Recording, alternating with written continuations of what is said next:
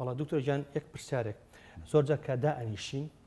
لأن أو خلقة باسك أكراد الله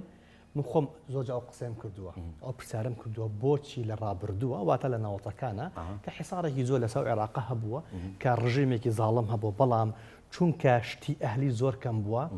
بلام بنکەکانی تەندروستی زۆر ڕاقیبوونەوە و زۆر پێشکەوتوش بوونەوە و ئەرکەکانی خۆشیان جێبەجێ کردووە لە قوتابخانە بگرا لە غەیری قوتابخانەکان لە تەندروستەکان لە هەمووی بگرا بەڵام ئێستا ئەو ئەهلیانە هاتووە بەڕاستی جاکاریەکی دروست کردووە لە بینی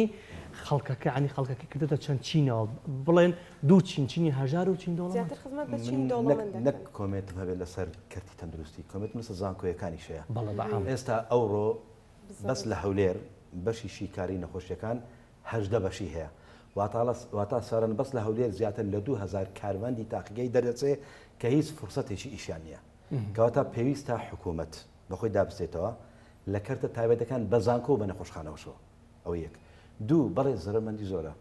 زەرمەندی ئەوەیە ئەوەی ئەو پرسیارە جەنابەت بەڵێ پێشتر لە بەرەوەی ینی بودجەی تابەت کە دەهات تایبەت و بە حکوومەت دەیتوانێت بەو کەرتەی بەو پارەی کەیتی بە تەواوی کەڤەری هەموو نەخۆشخانە حکوومیەکان بکات بەڵام ئێستا لەبەر ئەوەی